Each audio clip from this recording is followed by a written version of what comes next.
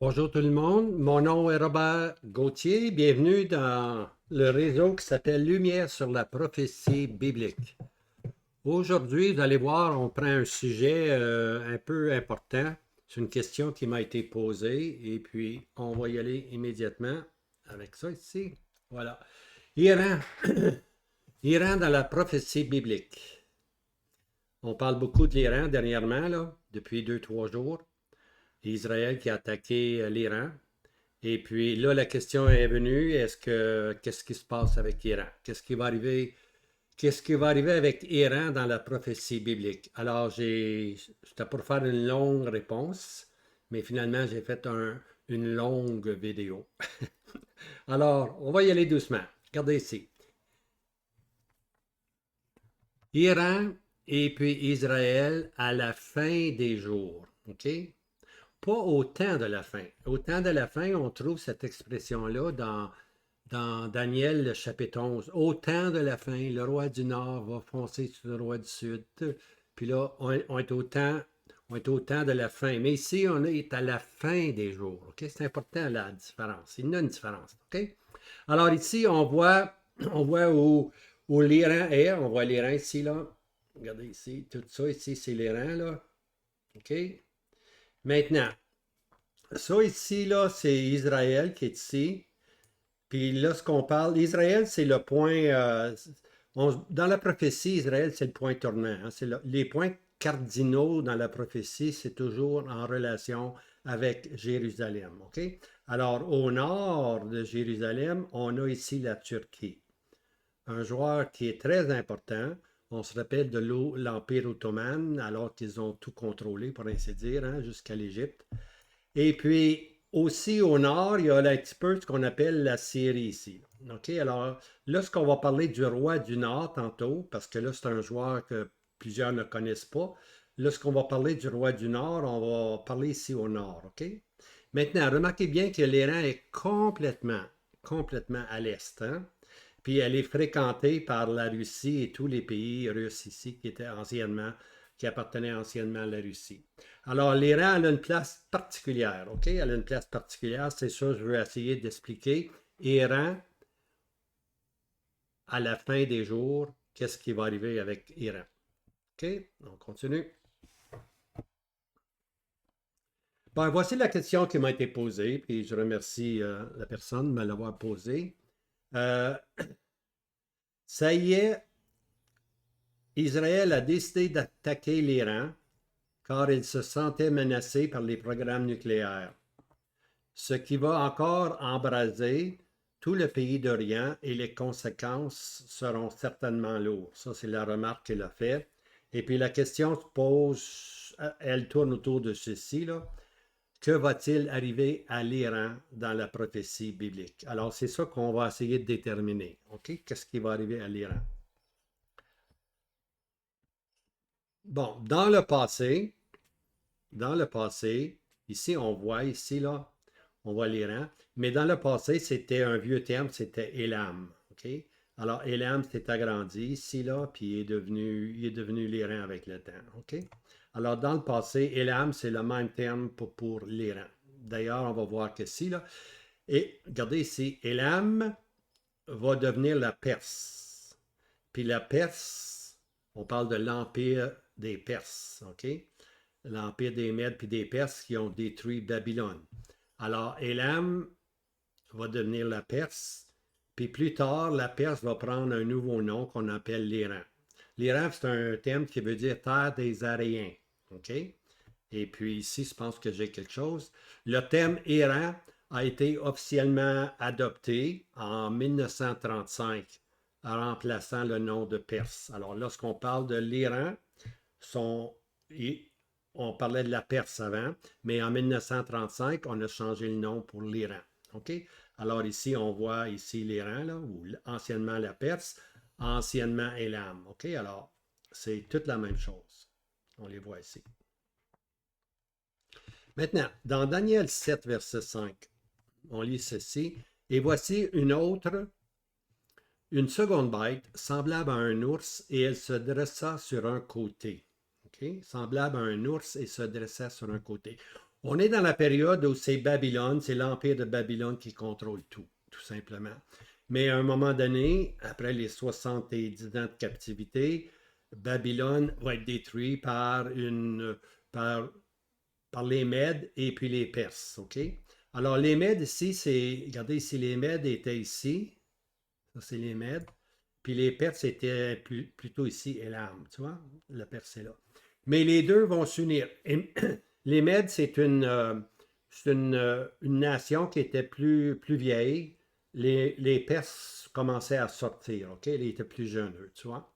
Alors ici, Daniel nous dit déjà dans la prophétie hein, qu'une seconde bête, naturellement, la seconde bête va être l'Empire des Mèdes puis des Perses, semblable à un ours qui va vouloir tout dévorer, et elle se dressa sur un côté. Alors, ça veut dire, simplement dire que entre les Mèdes et les Perses, là, qui est considéré comme un ours, pour ainsi dire, un, un des deux partis, un des deux partis va devenir plus fort que l'autre. Elle se dressa sur un côté.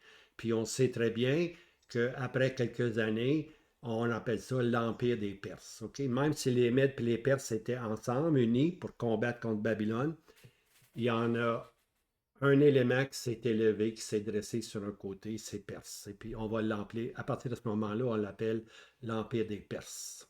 Okay? Maintenant, Daniel 8, verset 3. Et je levai les yeux, et je vis, et voici un bélier. Là, on change maintenant. Là. Okay? Maintenant, là, on est rendu dans Daniel 8. Je levai les yeux, et voici un bélier qui se tenait sur le fleuve. Okay? Maintenant, le bélier qui se tenait sur le fleuve, il avait deux cornes. OK? Et les deux cornes étaient hautes, et l'une était plus haute que l'autre.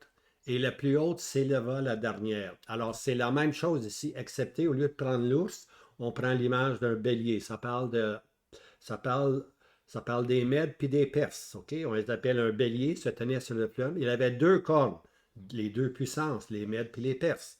Et les deux cornes étaient hautes, étaient assez puissantes pour attaquer. Et l'une était plus haute que l'autre.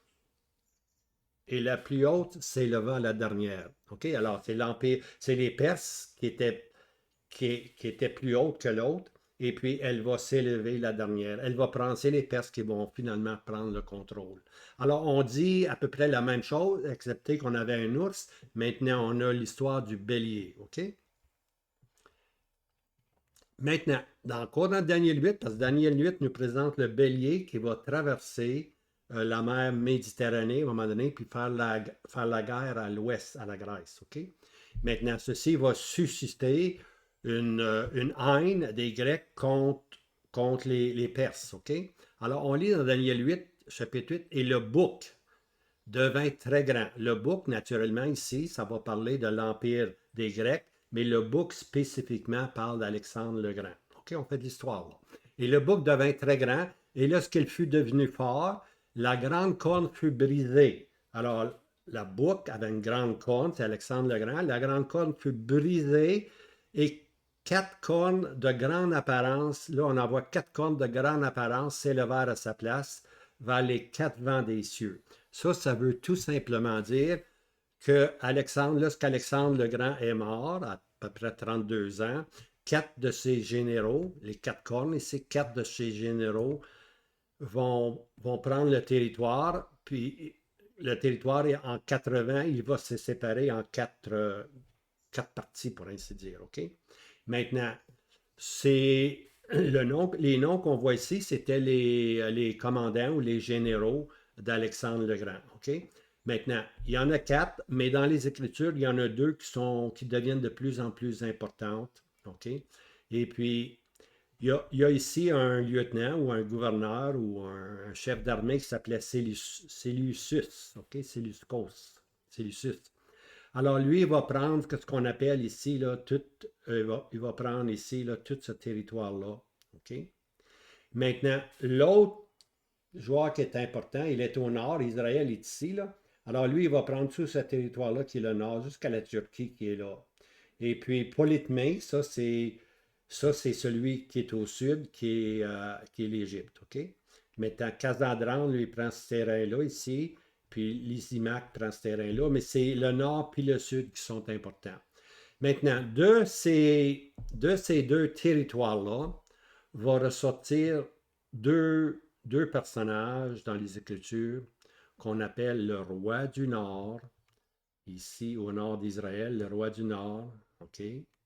Dans ce temps-là, c'était Séleucus, les Séleucides, roi du Nord, et puis Ptolémée qui va être l'Égypte, OK? Alors, entre les deux, il y a Israël qui est là, et puis le roi du Nord va attaquer Israël, le roi du Sud va venir défendre Israël, puis là, on voit ça continuellement dans les chapitres 10 et 11 de Daniel, OK? On voit toute cette période-là, là, OK? Alors, on continue. Maintenant, là, on est arrivé dans ce qu'on appelle l'Empire des Grecs, OK? Alors, on a vu ici que ici, le Séleucus, c'est le roi du Nord, c'est son nom qui va prendre ça. Le roi du Nord, puis Ptolémée ici, Ptolémée va prendre le roi du Sud, ici c'est l'Égypte. Alors, tu as l'Égypte, puis tu as le Nord, qui est ici la Turquie, puis la Syrie. Remarquez bien qu'Iran est ici, là, très loin, OK? Alors ici, on a les différents rois du Nord, et puis on continue l'histoire. Finalement, on arrive à Antiochus Épiphane, celui qui a tellement haï les Juifs, et puis qui a mis un porc dans le temple, OK? Puis il a versé le sang du porc dans le temple. Et puis, alors, Antiochus était un représentant prophétique, pour ainsi dire, non pas de l'Antichrist, mais plutôt du roi du Nord, ce que le roi du Nord va faire, tu vois. Alors, Épiphane était une image du futur roi du Nord, OK? Alors, c'est pour ça que je dis ici, là, ça se passe dans les années 301, OK, à peu près.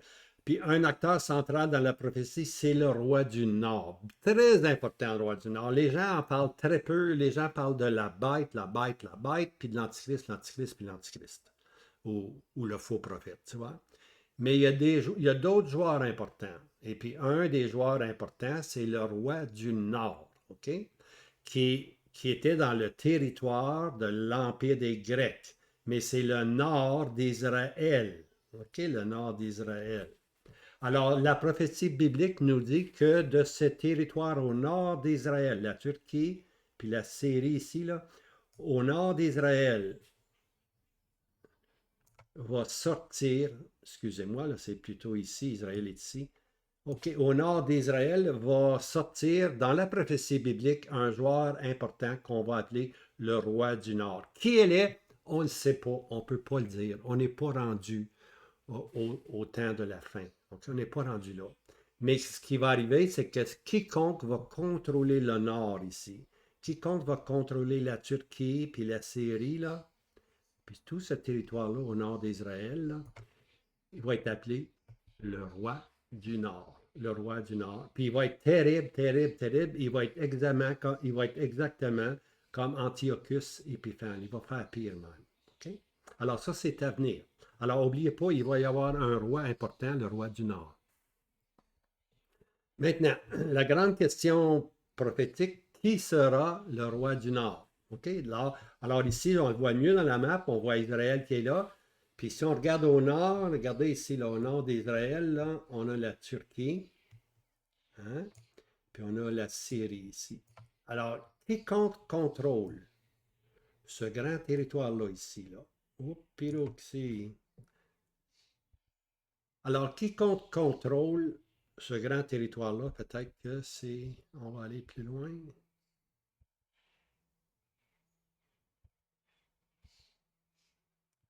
Excusez-moi.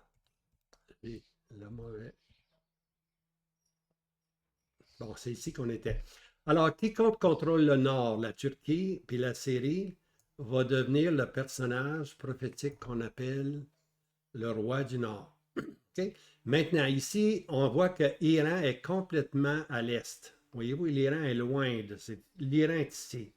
C'est important, l'Iran est à l'est. Rappelez-vous de ça, c'est un indice. L'Iran est à l'est. L'Iran, elle est justement au-dessous de ce qu'on appelle la Russie, le fond du Nord. OK?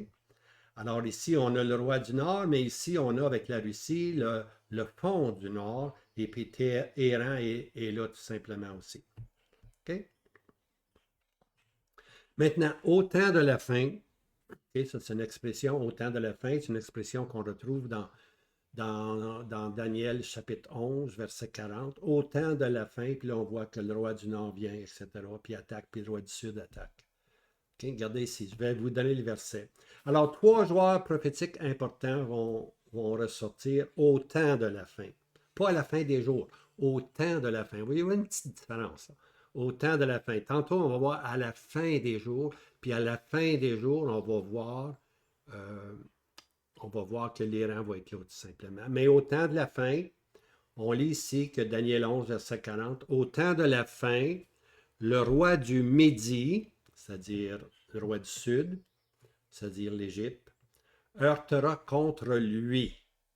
Alors, contre lui, là, si vous auriez lu Daniel 11, verset 36 à 40, on parle du faux roi en Israël, celui qui est orgueilleux, qui va s'élever, puis qui va renier le Dieu de ses pères. Hein? Alors ça, c'est le faux roi en Israël. Alors, qu'est-ce qui va arriver au temps de la fin? Puis on n'est pas rendu là, c'est ce qui va arriver au temps de la fin, c'est que l'Égypte va heurter contre lui. L'Égypte va vouloir attaquer le roi qui va être le faux Messie qui va être en Israël. Okay? Alors, c'est lui, contre lui, c'est le faux roi en Israël. C'est le faux prophète. Okay? C'est l'Antichrist. Alors, le roi du Médie veut s'en prendre à lui, mais il n'y a pas juste lui qui veut s'attaquer au faux roi en Israël, il y a aussi le roi du Nord. Le roi du Nord aussi veut s'en prendre à celui qu'on appelle l'Antichrist. Okay? Alors ici, on vient de voir trois personnages. Le roi du Midi, le Sud, contre lui, le roi en Israël, l'Antichrist, et puis le roi du Nord, celui qui est au Nord. Okay? Fondra sur lui. Lui, c'est lui, rappelez-vous, c'est le roi d'Israël contre lui, comme une tempête avec des chars et des cavaliers, avec beaucoup de navires, et entrera dans le pays et inondera et dépassera. Ça, c'est le roi du Nord. Le roi du Nord va être plus fort que le roi du Midi. Alors, la dernière phrase est consacrée au roi du Nord. Le roi du Nord fondra sur Israël, sur le faux roi en Israël, sur lui, comme une tempête, avec des chars, des cavaliers, beaucoup de navires. Et il entrera dans les pays, inondera et passera outre. Ça, c'est le roi du Nord qui veut aller tout simplement détruire Jérusalem. Il va s'élever contre le faux roi en Israël. Alors ici, on voit trois rois au temps de la fin. Alors, on a le roi du Midi, qui est l'Égypte. On a contre lui, c'est le roi d'Israël. Et puis finalement, on a le roi du Nord, qui est le territoire, comme j'ai démontré auparavant, de la Turquie puis de la Syrie. Tous ces trois joueurs principaux-là, ces trois joueurs prophétiques, sont dans un seul verset. Okay? On les retrouve dans Daniel 11, verset 40. Alors, qu'est-ce qui va arriver? C'est que le roi du Nord, naturellement, va s'en prendre au faux roi en Israël, puis il va il va commencer le premier siège sur Jérusalem. Alors, le roi du Nord va arriver, premièrement, puis il va attaquer Jérusalem. Zacharie 14.2 nous dit, on est dans le livre de Zacharie présentement, lorsqu'on va arriver au chapitre 14, on va pouvoir voir ces versets-là ou ce passage-là plus intimement, pour ainsi dire. Alors ici, j'ai simplement pris le verset dans Zacharie 14.2. Je rassemblerai toutes les nations contre Jérusalem pour le combat. Et la ville sera prise. La ville de Jérusalem. Et la ville, oui, Jérusalem va être prise. La ville sera prise. Laissez faire la protection qu'Israël peut avoir aujourd'hui avec tout iron, un mur de fer, pour ainsi dire, sa protection contre toutes les cibles qui sont envoyées. La ville sera prise. L'Écriture a parlé, bien aimé, par le prophète Zacharie. J'assemblerai toutes les nations contre Jérusalem. Toutes les nations contre Jérusalem vont s'assembler, puis la ville sera prise, les maisons seront pillées et les femmes violées. C'est le prophète qui le dit. Et les femmes violées. Oui, c'est une guerre. Et la moitié de la ville s'en ira en captivité. Alors le roi du Nord vient, lui arrive du nord, la Turquie, la Syrie, il arrive du nord, lui, avec beaucoup de gens, et puis ils vont prendre la ville de Jérusalem, ils vont violer les femmes. La moitié de la ville de Jérusalem va aller en captivité, donc ils vont être pris prisonniers. OK? Et le reste du peuple ne sera pas retranché de la ville. Alors, il va y avoir un résidu qui va être là, qui va être dans la ville de Jérusalem, mais ils vont passer par des moments terribles, tout simplement. Alors, qu'est-ce qui arrive à ce moment-là, lorsque le roi du Nord a conquis la ville de Jérusalem, il est venu du Nord, il a conquis Jérusalem.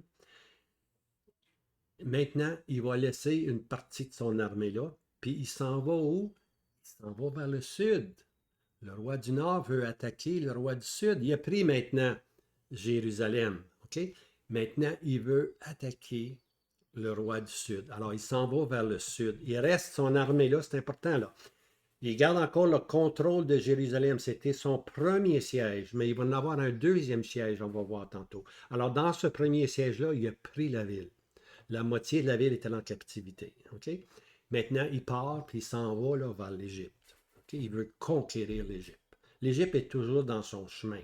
Toujours une puissance qui veut atténuer la puissance du roi du Nord. Alors, il veut s'en débarrasser. OK, Daniel 11, verset 43. Et le roi, et il, là je le marque, c'est qui? Le roi du Nord, aura sous sa puissance les trésors d'or et d'argent et toutes les choses désérables de l'Égypte, et les Libyens et les Éthiopiens suivront ses pas. Alors, on se rappelle, le roi du Nord a pris Jérusalem, là, il s'en va vers le sud. Puis ici, dans le verset 43, on voit qu'il est victorieux. Alors là, le roi du Nord a pris le roi du Sud. Non seulement il a pris tous les trésors, puis tout l'argent, toutes les choses désérables de l'Égypte, imaginez-vous, les Libéens et les Éthiopiens suivront ses pas. Les Libéens, c'est ceux qui sont dans le nord de l'Afrique. Les Éthiopiens, c'est ce qui représente le reste de l'Afrique. Alors, on peut dire que l'Afrique, au complet, va être sous le contrôle du roi du Nord. Alors, imaginez-vous l'or, l'argent, les biens précieux. Imaginez-vous l'armée qu'il va avoir. OK? Dans Daniel, là, il vient de faire cette conquête là, dans l'Égypte maintenant. Il est encore dans l'Égypte. Puis là, Daniel 11, 44 nous dit ceci. Mais des nouvelles de l'Orient et du Nord les frayeront. OK, alors là, il entend des nouvelles de l'Orient. L'Orient, c'est l'Asie mineure. OK, c'est là qu'il vient, lui. Il vient de l'Orient. Et du Nord. Mais là, on se rappelle, il est au sud, là, lui. Il est en Égypte. Alors, lorsqu'on parle du Nord, il doit regarder, lui, qu'est-ce qu'il y a au sud. Puis qu'est-ce qu'il y a au sud? Il y a Jérusalem qui est là. La première chose, c'est Jérusalem. Il faut qu'il passe par Jérusalem avant de se rendre dans l'Orient. Alors, de ce territoire-là, OK? Alors, il entend, là, lui, de ses oreilles, il entend que ça va mal, il y a des nouvelles, puis ça l'excite beaucoup. Alors, le roi du Nord, là, il a son voyage, pour ainsi dire, là. Il en a assez. Il va sortir de l'Égypte avec toutes ses armées, tout l'or, tout l'argent. Il va être gonflé, là, gonflé d'armées. Il sortira en fureur pour exterminer et détruire entièrement beaucoup de gens. Lui, il réalise qu'il y a quelque chose qui se passe à Jérusalem. Encore ces Juifs-là. Alors là, il est vraiment en furie, puis il veut retourner, puis il veut tout détruire les gens. OK? Il va détruire Jérusalem. Alors, je marque ici, il se lance sur Jérusalem où il avait laissé une partie de son armée. Puis là, il entend qu'il y a encore du trouble là. Alors là, il revient, puis on continue. Verset 45. Et le roi du Nord, ça, il est descendu de l'Égypte maintenant, le roi du Nord, et il plantera les tentes de son palais, naturellement, son palais. Hein. Lui, c'est un grand palais. Là. Lui, il y a des milliers d'armées avec lui. Maintenant, où est-ce qu'il va mettre ses tentes? Entre la mer, ça c'est la mer Méditerranée, la grande mer, la mer Méditerranée, et pour ainsi dire dans son dos. Puis devant lui, il y a ce qu'on appelle la montagne de la Sainte Beauté, qui est Sion, simplement. OK? Alors, on peut voir où il est là. Il est entre la montagne de Sainte Beauté. Il est entre Sion, puis derrière lui, la mer Méditerranée. Puis là, tous ses armées sont là. Mais qu'est-ce qui arrive? Lui, il croit avoir une victoire facile, mais qu'est-ce qui arrive? et il viendra à sa fin. Le roi du Nord va être détruit. Il viendra à sa fin et personne pour le secourir. C'est important, ça ici, là. Alors, premièrement, il vient à sa fin. À l'autre mot, il va être détruit. On va voir comment il va être détruit. Mais ce qui est important de saisir ici, là, c'est que l'esprit prophétique nous donne un autre détail. Il n'y aura personne pour le secourir. OK? L'autre mot, il est seul. Pourquoi que c'est mentionné ça? Ben, si on va dans Daniel chapitre 8, on retrouve le roi du Nord. C'est marqué dans le chapitre 8 que le roi du Nord est fort, mais non pas par sa propre force. En autre mot, il y a une puissance derrière lui qui soutient le roi du Nord. Okay? Le roi du Nord, c'est la Turquie, c'est la Syrie. Mais qui est-ce qui soutient la Turquie puis la Syrie présentement aujourd'hui? Ben, c'est la Russie. Okay? C'est la Russie qu'on appelle le fond du Nord. Okay? Alors, le roi du Nord, lui, il était soutenu financièrement par la Russie, militairement par la Russie. Les armes étaient fournies, tout ça. Puis il a pris Jérusalem, il a fait son travail, il a pris Jérusalem, puis il est allé en Égypte, il est revenu de l'Égypte, puis là maintenant, il va mourir. Il viendra à sa fin, et il n'y aura personne pour le secourir. Le fond du Nord, la Russie n'a rien fait. Intéressant, hein? Ça nous fait penser un peu dans l'Ancien Testament, combien de fois l'Assyrien a fait des promesses, puis il ne les a pas tenues. Hein? Euh, Hypocrite, comme qu'on dit. Alors ici, c'est l'appareil. La Russie, est-ce qu'elle a changé? Non. J'ai fait quelques vidéos sur la Russie hein, dans le passé. Là. Est-ce qu'on peut se fier? Le titre, c'est Est-ce qu'on peut se fier à la Russie? Puis là, j'explique ce que l'Assyrien avait fait, puis je compare l'Assyrien avec le fond du Nord qui est la Russie. Alors ici, il trouve sa fin, personne pour le secourir. Maintenant, ce qui est arrivé ici, là, c'est que l'Éternel sort pour combattre. OK? OK? Quand le roi du Nord arrive de l'Égypte pour combattre, c'est l'Éternel maintenant qui est revenu à Israël. OK? Et le Seigneur maintenant va mettre ses pieds sur la montagne des Oliviers, et le roi du Nord et ses armées de l'Est trouvent sa fin. OK? Alors, c'est le Seigneur maintenant qui va intervenir. OK? On, Ici, on est dans une période où Israël va se convertir. Okay? C'est lorsque le roi du Nord, la période que le roi du Nord est venu attaquer Jérusalem, là, on est rendu plus loin que la grande tribulation. On a dépassé la grande tribulation. Là. Jérusalem est prise. Et puis dans cette période-là où le roi du Nord qui va entrer puis va sortir dans Jérusalem, c'est à ce moment-là que le peuple d'Israël va commencer à crier vers Dieu. Et puis lorsque le roi du Nord revient de l'Égypte, maintenant, Israël réalise qu'ils sont à leur fin. Ils crient à Dieu, ils se convertissent, ils se retournent vers le crucifié. Et puis le Seigneur Jésus intervient. Il met les pieds sur la montagne des Oliviers. On lit que la montagne des Oliviers, Zacharie 14, va se séparer en deux. Et puis le roi du Nord ici trouve sa fin, puis ses armées aussi. Pourquoi? Parce que le Seigneur est venu maintenant publiquement et visiblement. Il a mis les pieds sur la montagne des Oliviers. Israël est maintenant restauré. OK? Elle est maintenant restaurée. Mais il y a d'autres choses à venir. On est seulement rendu, pour ceux qui veulent connaître la chronologie, il y a 1260 jours qui est la fin de la grande tribulation. Ici, on est rendu un mois plus tard, 30 jours plus tard. Le Seigneur met les pieds sur la montagne des Oliviers. Puis un peu plus loin, 45 jours plus tard, on va se rendre à 1335 jours. Ces choses-là, c'est les derniers versets de Daniel chapitre 12. Daniel chapitre 12 parle de 1260, qui est la fin de la grande tribulation. Il parle de 1290, qui nous emmène lorsque le Seigneur Jésus met les pieds sur la montagne des Oliviers, puis Israël se convertit dans cette période-là. Et puis finalement, il va rester une autre attaque qui va venir vers la fin, 45 jours plus tard, à 1335 jours. Et puis à ce moment-là, on rentre dans le millénium, tout simplement. Mais ici, c'est le roi du Nord qui est détruit. On est rendu à 1280 jours. Maintenant, Zacharie 14, verset 3, « Et l'Éternel sortira et combattra contre ces nations comme au jour où il a combattu au jour de la bataille. OK, alors ici, l'Éternel sortira et combattra. C'est le Seigneur Jésus qui vient maintenant, qui met les pieds sur la montagne des Oliviers, puis détruit le roi du Nord. OK?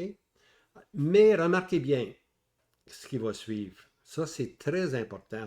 C'est un autre détail prophétique. Comme au jour où il a combattu au jour de la bataille. Comme au jour où il a combattu au jour de la bataille. Donc, s'il y a une référence, hein, le Seigneur met les pieds sur la montagne des Oliviers et détruit le roi du Nord. Mais remarquez bien ici, là, comme il a combattu au jour de la bataille. Alors, la question est, il fait une comparaison avec une autre grande bataille. OK? C'est une comparaison qu'il fait ici. Comme il a combattu au jour de la bataille. De quelle bataille qu'il parle? De quelle bataille on peut la comparer ici? Okay? C'est ça la question qu'on doit régler. De quelle bataille? C'est, bien aimé, c'est la bataille contre l'Ouest. OK? C'est le monde christianisé. Voyez-vous, il va y avoir, on va le voir tantôt, il va y avoir trois grandes batailles. La bataille contre l'Ouest, qui est le monde chrétien, ça fait 2000 ans que le monde chrétien existe. Il va y avoir une bataille contre le monde chrétien. OK?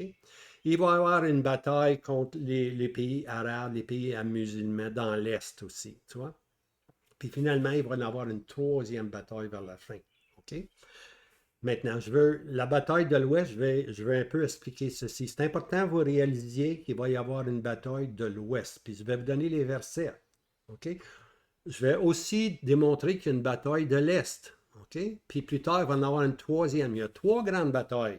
Mais ici, la comparaison, elle se fait quand le Seigneur met les pieds sur la montagne des Oliviers. Il y a une comparaison qui se fait comme au jour où il a combattu au jour de la bataille. Là, on s'en va à cette référence-là. OK? Cette référence-là. Puis cette référence-là, c'est la bataille qui va avoir lieu contre l'Ouest. Quand je parle de l'Ouest, je parle du monde du chrétien, de la chrétienté. Voyez-vous, le christianisme, c'est ce qui était pur. C'est la maison. La chrétienté, c'est la grande maison. Il y a des vases en or, des vases à déshonneur. Tout le monde se dit chrétien aujourd'hui, tu vois. Alors, ce monde chrétien-là va avoir une bataille contre, ben, je dirais pas contre le Christ, je vais dire contre l'agneau. Okay, contre l'agneau. C'est comme ça que la parole de Dieu parle. Vous allez voir. Alors, l'Ouest se lève contre l'agneau. Puis là, je vous donne les versets. Apocalypse 7, verset 12. Voici l'Ouest. Et les 10 cornes que tu as vues sont 10 rois, OK? Ou 10 territoires, qui n'ont pas encore reçu de royaume, mais reçoivent pouvoir comme roi 1 heure avec la bête. OK? Donc, dans la même période, 1 heure, dans la même période de la bête, les 10 rois vont donner leur pouvoir à la bête. OK? Ça va être l'Empire romain reconstitué. L'empereur, le prince romain à venir va être le leader, il va être la bête pour ainsi dire, puis son empire va être la bête aussi, l'Empire romain reconstitué. Puis avec lui, il va y avoir 10 pays, 10 territoires à l'ouest, OK? 10 territoires de l'Europe, OK? Apocalypse 7, 20, verset 14, 2 versets plus loin. Ceux-ci, c'est-à-dire les 10 cornes, ou les 10 rois, puis la bête, ceux-ci, c'est ça là. Alors, ceux-ci là, ceux-ci combattront contre l'agneau. C'est l'Ouest, on est à l'Ouest, le bien-aimé là. Alors c'est une guerre, du faux monde chrétien qui ils vont combattre contre l'agneau. C'est pour ça que j'ai dit, c'est pas contre Christ, c'est contre l'agneau. L'agneau représente le, le, le christianisme, l'agneau de Dieu qui enlève le péché du monde. Le pardon des péchés a été introduit par la mort du Seigneur Jésus comme un agneau. Il a été mené à la boucherie. Et il n'a pas dit aucun mot. Alors ici, c'est le monde chrétien. Puis le monde chrétien est rendu haineux, là. Il est rendu haineux, c'est rendu laid, là. La profession chrétienne, là, le Seigneur dit dans l'Apocalypse 2 et 3, surtout la dernière épître, je vais te vomir de ma bouche. Hein? parce que tu es ni chaud ni froid. Alors voici où l'Église s'en va, bien-aimé. Elle s'en va vers une tiédeur à la doctrine chrétienne.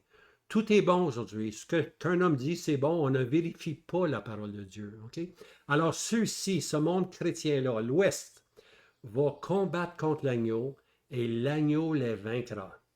Car il est Seigneur des seigneurs, le roi des rois, et ceux qui sont avec lui, appelés, élus et fidèles. Alors ça, c'est les saints qui reviennent avec le Seigneur Jésus. Le Seigneur Jésus est venu chercher son épouse. Ici, on le voit à la fin, vers la fin, au chapitre 7, on le voit qui revient avec les élus, qui revient avec l'épouse, OK?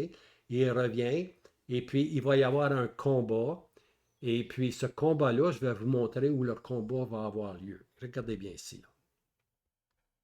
Alors, la première bataille, cette première bataille-là, c'est la bataille contre le monde chrétien, pour ainsi dire. Hein?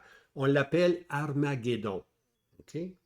Maintenant, Armageddon, c'est un passage dans Apocalypse 16, verset 16. OK? Maintenant, qu'est-ce qui va arriver? Regardez ici. Là. Alors, ici, on a là. On a Jérusalem, on a le territoire, OK? Maintenant, lorsque le roi du Nord va venir puis attaquer puis saisir la ville de Jérusalem, l'Ouest veut venir défendre Jérusalem. Alors, ils vont venir, eux. Ils vont venir. Puis le roi du Nord, lui, il a saisi Jérusalem, il est parti vers le sud, mais voici que l'Ouest décide, c'est l'occasion, on va revenir, puis on va aller délivrer Jérusalem. On va aller délivrer Jérusalem. Mais remarquez bien ce qui va arriver. Ici, il va y avoir deux grandes batailles. OK? Ici, il y a un territoire ici. Les bateaux vont arriver ici, là. Puis ici, il y a un gros port de mer ici, là. Regardez ici, là.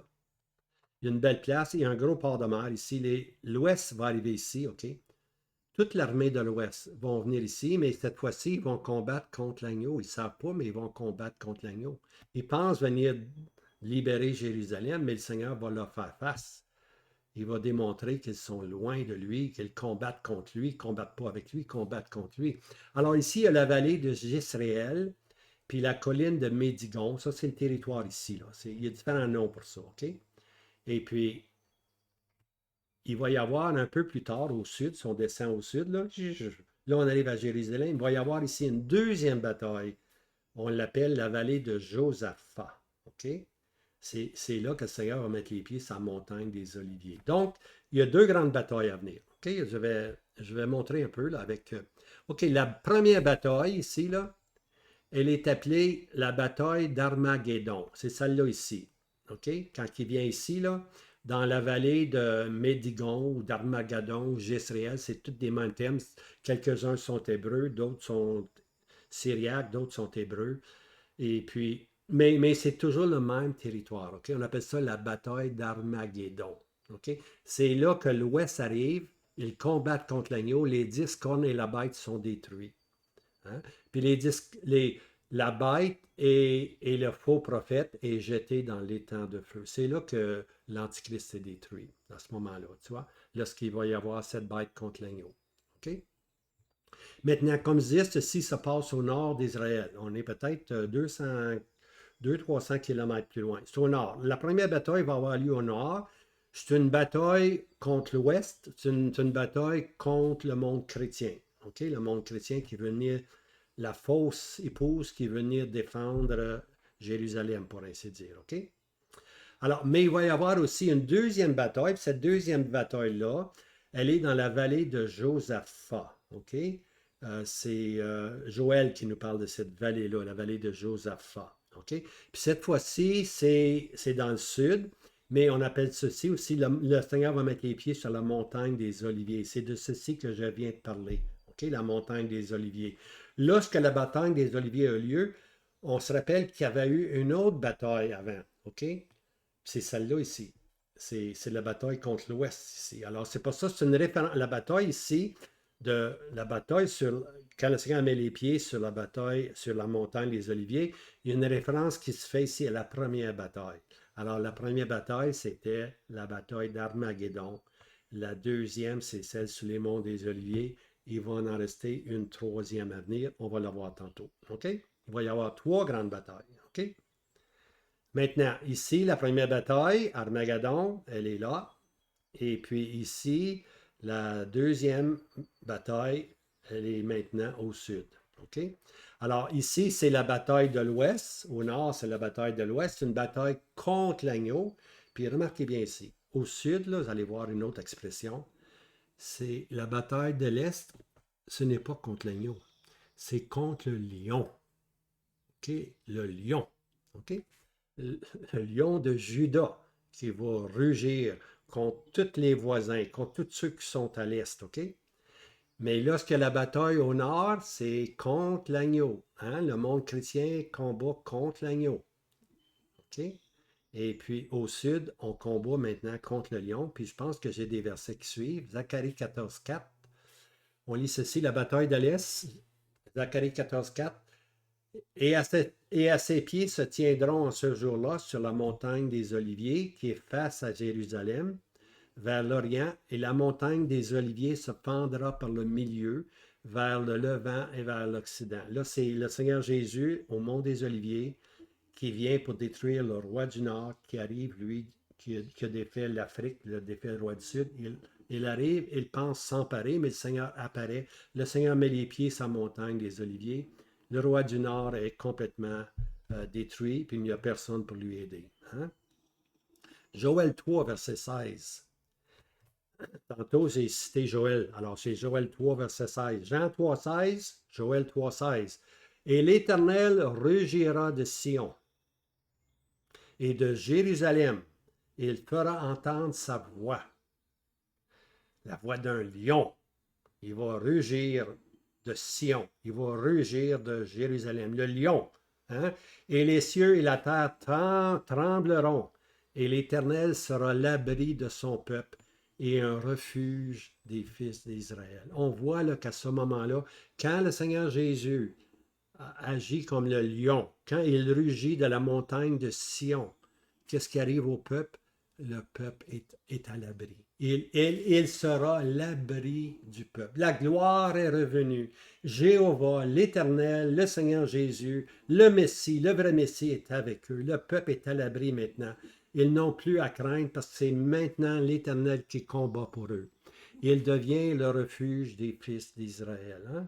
Et puis le résidu trouve son refuge dans le Seigneur Jésus qui met les pieds sur la montagne des Oliviers. Hein? Amos 1, verset 2. Amos, c'est tout de suite après Joël. Quand Joël finit avec 3,16, Amos arrive avec 1,2 et il dit « L'Éternel rugit de Sion et de Jérusalem, il fait entendre sa voix. » Ça, c'est maintenant, c'est le Seigneur Jésus qui... C'est le combat, vous vous rappelez, le combat de l'Ouest, c'était contre l'agneau, la bête, puis les 10 cornes. Le combat de l'Est, maintenant, c'est tout... C'est le roi du Nord et tous ces pays-là qui sont associés avec le roi du Nord. Puis l'Éternel rugit de Sion. Il met les pieds sur la montagne des Oliviers, puis il rugit de Sion. Puis finalement, Israël est protégé. Finalement, Israël est à l'abri. Alors l'Éternel rugit de Sion et de Jérusalem, il fait entendre sa voix. Et puis le roi du Nord va être détruit complètement. Et il n'y aura personne pour lui aider. Maintenant, on s'en vient à Iran. La question, Iran est-il associé, alors le pays d'Iran, est-ce que l'Iran est associé avec le roi du Nord? Est-ce qu'on peut est-ce qu'on peut voir ici quand le Seigneur met les pieds dans la montagne des Oliviers, est-ce que Iran est détruit? Est-ce que Iran fait partie du roi du Nord? J'ai déjà démontré dans des cartes que le Nord, c'était davantage la Turquie et la Syrie. Vous vous rappelez? Alors, si vous regardez au nord d'Israël, c'est le territoire. Vous regardez au sud, c'est l'Égypte. Alors, du territoire du nord, entre la Turquie et l'Iran, il va y avoir une puissance là, qui va s'élever. Il va être fort, mais non pas de sa propre force. N'oubliez pas, il va être soutenu par le fond du Nord qui est la Russie. Alors, il va s'élever ce roi du Nord. Maintenant, je ne crois pas dans ce qu'on vient de décrire dans la bataille quand le Seigneur descend et met les pieds sur la montagne des Oliviers, lorsqu'il détruit le roi du Nord et toutes ses armées, je doute qu'on voit Iran là-dedans, parce que l'Iran est beaucoup plus à l'Est. Il est beaucoup plus associé avec l'Est. OK? On va le voir. Je vais démontrer un peu. Alors, la question est, l'Iran, est-ce qu'il est associé avec le roi du Nord? J'en doute. Par contre, est-il associé avec Gog puis Magog? Oh, ça c'est une autre question. Je ne dis pas que j'ai la réponse, mais je vois davantage Iran associé avec Gog puis Magog. Vous allez voir ici. Là, je m'en vais dans Gog puis Magog, Ézéchiel 38 et 39. OK? Maintenant, quand je parle de Gog puis Magog, là, je parle du fond du Nord. OK? Le roi du Nord, puis le fond du Nord. OK? C'est toute la Russie. Gog veut dire prince. Magog, c'est le territoire. Alors, c'est tsar, c'est le tsar de la Russie. Le territoire, c'est la Russie. Gog, c'est le tsar, c'est le leader, c'est le chef de la Russie. Alors, Gog, prince de la Russie, prince de Magog. OK? Alors est-ce que l'Iran est davantage associé avec le fond du Nord? OK? Avec le fond du Nord. Maintenant, je veux regarder dans Ézéchiel 38 où on voit Gog et Magog. OK? Maintenant, j'ai déjà fait plusieurs vidéos sur le fond du Nord, sur Gog et Magog. Vous pouvez retourner en arrière, les trouver, ça va vous aider. Je vais juste faire une petite synthèse ici. Ézéchiel 38, 39. Je vais faire sortir ceci. Et tu monteras, et tu viendras comme une tempête. OK, ça c'est Gog. OK, c'est la Russie qui vient, là, qui monte, qui s'en vient vers Jérusalem. On se rappelle que la Russie, elle, ce qu'elle veut, c'est le contrôle du monde. OK? Les pays arabes, eux, le roi du Nord, ils voulaient détruire par haine, ils voulaient détruire Jérusalem. Mais la Russie aussi veut détruire Jérusalem. Elle veut contrôler, mais elle, c'est le contrôle du monde qu'elle veut. Puis là, elle voit l'occasion maintenant, parce que le Messie est là, mais elle se fout bien du Messie. Elle voit qu'il y a un territoire, il y a des villes qui sont plus protégées, Israël est plus protégé. Alors, elle se dit, c'est le temps de monter. Alors, voici le fond du Nord, Gog puis Magog, la Russie monte, et tu viendras comme une tempête, et tu seras comme une nuée. Maintenant, une nuée, là, ça couvre beaucoup de territoire, hein, pour couvrir le pays, comme une nuée, là, une nuée qui tombe sur tout Israël. Et toi et toutes tes bandes et beaucoup de peuples avec toi. Alors, ça, c'est important ici. Toutes tes bandes, ça veut dire beaucoup, beaucoup, beaucoup de peuples. Et beaucoup de peuples avec toi. OK, maintenant, là, n'oubliez pas, la Russie, c'est grand. Mais il n'y a pas juste la Russie, là, il y a beaucoup de bandes. Alors, on dit que c'est comme une nuée. Alors, qui est-ce qui va s'unir avec la Russie? Qui est-ce qui a eu des ententes ou qui a des ententes, qui semble avoir des ententes présentement avec la Russie? Tout le monde veut s'associer à la Russie. Bien, on a l'Iran, naturellement, qui est là. Il y a les Indes. Hein? Hey, les Indes, il y a plus de monde aux Indes présentement qu'en Chine. OK? Puis les Indes deviennent une puissance. Et puis tu as l'Extrême-Orient. Alors l'Extrême-Orient, on appelle ça la Chine. Tu as l'Orient qu'on appelle l'Asie mineure. Mais quand tu regardes plus loin, tu as la Chine. OK? Alors ces pays-là qui restent, l'Iran, les Indes, l'Extrême-Orient, la Chine. Maintenant, pour la Chine, ici, je dis l'Extrême-Orient, parce que M. Darby, dans Isaïe 49, 12, il dit ceci, et ceux-ci du pays de Sinim. Puis là, dans ses notes en bas, il pose un point d'interrogation et il semble dire que c'est la Chine. OK? Alors, la Chine, c'est l'Extrême-Orient. On n'entend pas parler de la Chine beaucoup, mais voici un passage qui parle un peu de la Chine, tu vois? Alors, voici, on peut voir un scénario, beaucoup de bandes, beaucoup de peuples sont réunis maintenant à la Russie. Et puis, dans exactement ceci, il va y avoir l'Extrême-Orient, la Chine, il va y avoir les Indes, et puis l'Iran est directement sous la Russie, pour ainsi dire. Alors moi, je suggère que l'Iran va être inclus dans cette dernière bataille, et non pas lorsque le Seigneur met les pieds sur la montagne des Oliviers. L'Iran va faire partie de ce qu'on appelle la troisième bataille. Je dirais la dernière bataille, mais ce n'est pas vraiment la dernière bataille, parce que Gog et Magog, lorsque la Russie vient, elle va être détruite naturellement. Mais plus tard, dans l'Apocalypse 20, après le Milan, il y a un autre Gog et Magog, OK? Alors ça va être vraiment le Gog puis Magog. Après les 1000 ans, c'est vraiment la dernière des batailles, parce qu'après ça, le ciel et la terre s'enfuient, puis on rentre dans le monde éternel, pour ainsi dire, dans l'état éternel. Mais ici, on est avant le millénium, on est avec Gog puis Magog, on va se situer là à, à la porte du millénium, parce que Gog puis Magog va être vraiment la dernière bataille ici, sauf celle de l'Apocalypse 20. OK? Alors, voici maintenant, Ézéchiel 38, verset 14. C'est pourquoi, fils d'homme, prophétise et dit à Gog, ainsi dit le Seigneur l'Éternel. Gog, c'est le prince de la Russie, le tsar de la Russie. En ce jour-là, quand mon peuple Israël habitera en sécurité, ben oui, ils sont en sécurité, le Messie a mis les pieds sur la montagne des Oliviers, puis il est devenu leur rempart, leur protection, OK? Ne le sauras-tu pas? Alors toi, tu vas en entendre parler, oh, tu vas dire, oh, regarde ça, c'est tranquille à Jérusalem, là. C'est peut-être l'occasion. Et tu viendras de ton lieu du fond du nord. Voyez-vous ici, là? Tu viendras de ton lieu du fond du nord. Pas le roi du nord, le fond du nord. C'est le territoire ici. OK? L'autre, c'est un personnage qui est au nord d'Israël. C'est un personnage prophétique au nord d'Israël. Mais ici, on a le fond du nord. On a un territoire. OK? Toi et beaucoup de peuples, OK? Là, beaucoup de peuples, là, c'est beaucoup de peuples. Avec toi et tous montés sur des chevaux, un grand rassemblement.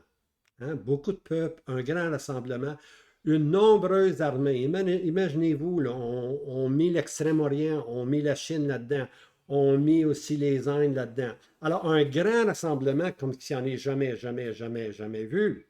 Et tu monteras contre mon peuple Israël comme une nuée. Tu vas couvrir le pays comme une nuée. Ce sera à la fin des jours. À la fin. Là, on trouve l'expression à la fin des jours. OK? Pas au temps de la fin. Au temps de la fin, c'est le roi du Nord puis le roi du Sud.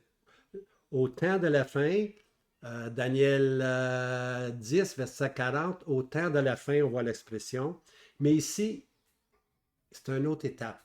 On est à la fin des jours. On est à la porte du millénium. On est à la fin des jours. On est rendu pratiquement là, à 1335 jours. Hein? C'est la pleine bénédiction. On est à la fin des jours. Et puis, lorsque Gog puis Magog vont être détruits, ça va se passer 45 jours après que le Seigneur a mis les pieds sur la montagne des Oliviers. Hein? La montagne des Oliviers, 1290 jours. Mais Daniel parle de 1335 jours. Donc, il y a une période de 45 jours. Qu'est-ce qui va arriver dans cette période de 45 jours qui semble être une période un peu tranquille? C'est l'occasion pour les 10 tribus. L'Éternel va siffler les 10 tribus, puis ils vont venir. Puis maintenant, à Jérusalem, va avoir les 12 tribus. OK? Les 12 tribus sont là. Puis on approche le millénium, parce que le millénium, il faut que les 12 tribus soient là. Il faut qu'ils soient bénis pour rentrer dans le règne millénaire. Alors, on est à la fin des jours. Alors, c'est à ce moment-là que le fond du Nord va venir vers 1335 jours. Je ne sais pas si c'est 1300, ça peut être des jours, des petits peu, quelques jours en avant, mais on est au seuil de rentrer dans le millénium. Une fois que Gog et Magog vont être détruits, cette masse de peuple va être détruite, ce grand rassemblement comme une nuée qui a voulu couvrir le pays, à ce moment-là, l'Éternel va établir son règne. Un roi régnera en justice. Hein? Ce roi-là va être le Seigneur Jésus, puis il va instaurer, pour ainsi dire, 1000 ans de paix. Un roi régnera en justice. OK? Ce sera, alors il vient, lui, quand est-ce qu'il vient? Quand est-ce que cette bataille-là a lieu? C'est la troisième bataille à la fin des jours. Ce sera à la fin des jours. Et je te ferai venir sur mon pays. Voyez-vous ici, là? Mon pays. Ami, mon peuple, mon pays. Hein? Alors, on voit qu'Israël est restauré. Il l'appelle maintenant son pays. Et il va les appeler mon peuple. Dans le chapitre 38 aussi, il l'appelle mon peuple. Hein? Je te ferai venir dans mon pays, sur mon pays, afin que les nations me connaissent. Ah ah! C'est à ce moment-là, bien-aimés, que les nations vont connaître que l'Éternel est roi. Toutes les nations qui restent vont se soumettre au roi en Israël qui est le Seigneur Jésus. C'est la fin, bien-aimés. Toutes les nations me connaissent. Le but de la bataille de Armageddon, pas d'Armageddon, le but de la bataille, de cette bataille-là, de Gog puis Magog, c'est la dernière bataille afin que les nations me connaissent. Tout le monde va reconnaître là qu'il y a une seule puissance. Puis la puissance, c'est Christ qui a été rejeté. C'est lui, le roi des rois, le Seigneur des seigneurs. Toutes les nations vont reconnaître, puis ils vont se soumettre. Puis durant le millénium, ces nations-là qui vont se convertir, un résidu des nations va se convertir. Premièrement, il ne restera pas beaucoup de nations à cause des guerres, mais il va rester un résidu de différents peuples qui vont se convertir. Et puis, on va voir tantôt que Iran, il va avoir un résidu d'Iran qui va venir tous les années, qui vont venir à Jérusalem pour apporter des offrandes. Oui. Alors, afin que toutes les nations me connaissent. Puis la nation qui ne voudra pas venir à reconnaître Israël comme la première des nations et qui ne voudra pas venir offrir des offrandes à l'Éternel, va être un signe qu'ils refusent de le connaître. Puis eux, ce qui va arriver sur eux, il va y avoir une sécheresse. Il n'y aura plus d'eau qui va tomber. Alors, est-ce qu'ils vont venir? Ben oui, ils vont se dépêcher à venir. Ils vont avoir tellement peur qu'ils vont vouloir venir. OK? Alors, afin que les nations me connaissent, quand je serai sanctifié en toi, ô Gog, devant leurs yeux. C'est à ce moment-là que l'Éternel se fait connaître. OK? C'est le grand moment. Puis on est là, on rouvre la porte, puis on rentre dans le règne millénaire. Et puis les nations, les résidus des nations vont venir par la suite offrir leur offrande. OK? À l'Éternel. Alors, la troisième grande bataille, ça c'est la troisième grande, c'est celle qu'on vient de prendre. On l'a vu, la bataille d'Armageddon, hein, c'est contre le monde, c'est contre la chrétienté. Ils combattent contre l'agneau. Après ça, on a vu, quand le Seigneur met les pieds sur la montagne des Oliviers, la deuxième grande bataille. Et puis la montagne des Oliviers, c'est le Seigneur Jésus qui vient, qui intervient. Israël se convertit à ce moment-là. OK? Et puis le roi du Nord est détruit. Le roi du Nord est détruit. Israël est restauré. OK? Il reste encore 45 jours. Puis là, Gog puis Magog trouvent que c'est tellement tranquille à Jérusalem qu'il pense, lui, faire une bonne chose, puis aller conquérir le monde en saisissant Jérusalem, puis en contrôlant la mer Méditerranée. Vous savez que quiconque contrôle la mer Méditerranée contrôle le monde. C'est facile à voir. Hein? C'est facile à voir. Hein? Tu as accès à l'Europe, tu as accès à l'Ouest, tu as accès aux Indes, tu as accès partout avec la mer Méditerranée. Alors, cette dernière bataille-là, on appelle la bataille de Gog et Magog, elle a lieu à la fin des jours. Et puis, cette bataille-là va avoir tellement de monde, ça va être comme une nuée. Ça va inclure les Indes, ça va inclure l'Iran, ça va inclure aussi toute la Chine, l'Extrême-Orient, si vous regardez encore plus loin que la Chine. Tout ceci, c'est un amas de peuples maintenant qui se joint à la Russie pour venir anéantir Israël. Et puis, eux aussi vont être détruits. Hein? Puis, on va brûler des armes pendant 7 ans. On ne coupera pas un arbre en Israël pendant 7 années parce qu'on va avoir tellement d'armes à brûler. Hein? Tellement d'armes à brûler. C'est la bataille des batailles. Hein? C'est la bataille des batailles. Et puis l'Éternel se fait connaître. Et puis les nations vont se soumettre à lui. Mais cette bataille-là, elle a lieu à la fin des jours. À la fin des jours. Elle est davantage à la porte du millénium. OK? À la porte du millénium. Alors, cette troisième bataille-là vient du fond du Nord. Rappelez-vous, là, du fond du Nord. Okay? La Russie et ses alliés nombreux, comme une nuée, couvrent le pays. Okay? Le fond du Nord, on vient avec tout ce monde-là, puis on est détruit sur les montagnes d'Israël. Maintenant, je l'ai mentionné vite fait, un résidu de l'Iran sera sauvé. J'ai parlé d'un résidu des nations, il va rester des nations, des résidus. Dieu est miséricordieux. Okay? Alors, la nation va être pas complètement détruit, mais anéanti assez basse, qu'il va y avoir un résidu, puis ce résidu-là, face à la puissance du Seigneur Jésus, comme règne, comme roi, ils vont s'assujettir à lui. OK, Jérémie 49, 35. Et ainsi dit l'Éternel des armées, voici, je briserai l'arc des lames. C'est Jérémie qui parle. Je briserai l'arc des lames. Et l'âme, c'est le vieux nom pour la Perse. Et la Perse, c'est encore le vieux nom pour aujourd'hui Iran. Alors, je briserai l'arc d'Iran, les prémices de sa force, et je ferai venir contre Élam les 80 des 4 bouts des cieux, et je les disperserai à tous ces vents, et il n'y aura point de nation où ne viennent les fugitifs d'Élam. Alors, on voit ici que l'Iran, là, le Seigneur va faire venir Élam les 4 vents, les 4 bouts des cieux, puis il va disperser. Ça, c'est Jérémie qui le dit. Maintenant, Jérémie avait en vue, lui, là, avait en vue l'arrivée de qui? Avait en vue l'arrivée de Babylone. OK? Le roi de Babylone va venir, puis il va détruire Élam.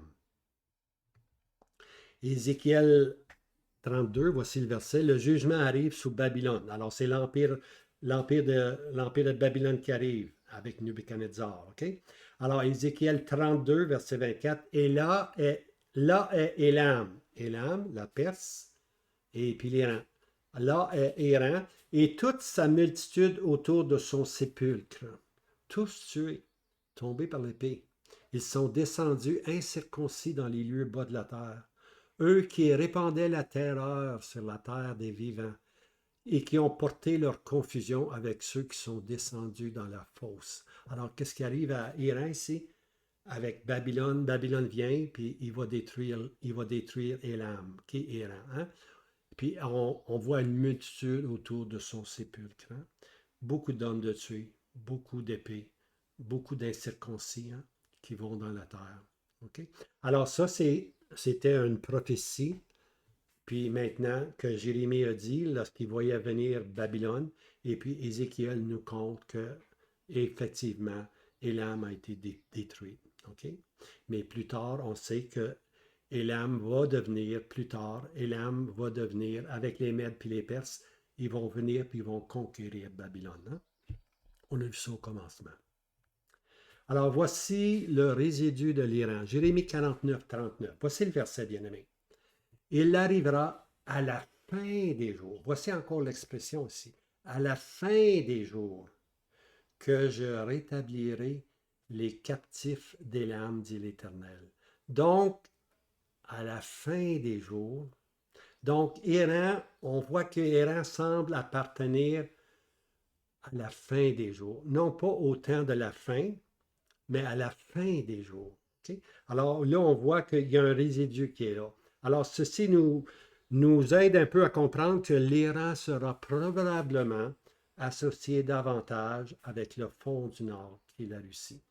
Alors présentement, on voit que Israël attaque l'Iran, mais on n'est pas encore rendu, je pense, dans la prophétie. C'est des guerres, oui, il va y en avoir beaucoup de guerres, mais on n'est pas au commencement, on n'est pas à la fin des jours, OK? On n'est pas au temps de la fin, puis on n'est pas à la fin des jours, OK? Au temps de la fin, c'est le roi du Nord et le roi du Sud. Mais ici, à la fin des jours, c'est Gog puis Magog qui interviennent, OK? Maintenant, regardez bien, je finis avec ces 2 versets-là. Grâce et miséricorde au reste pieux et fidèle des 12 tribus. Alors, le Seigneur va user de grâce et de miséricorde envers Israël et 12 tribus qui vont devenir l'Israël de Dieu. Okay? Ce qu'il y a présentement depuis 1948 n'est pas l'Israël de Dieu. L'Israël de Dieu, c'est le résidu pieux qui est sauvé, qui est converti. Présentement, Israël est incrédule.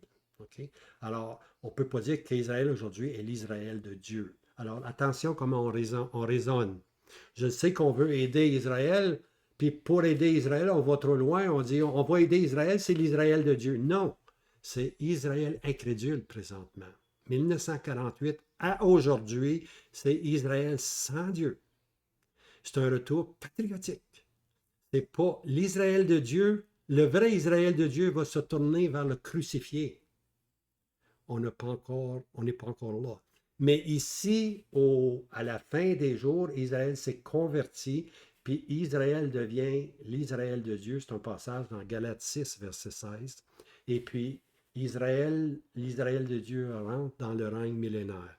Mais avec Israël de Dieu, qui rentre dans le millénaire, va aussi avoir des nations qui vont rentrer.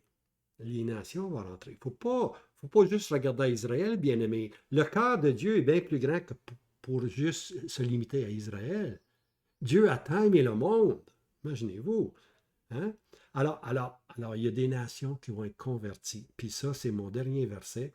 Grâce et miséricorde aussi au reste et aux résidus de l'Iran. OK?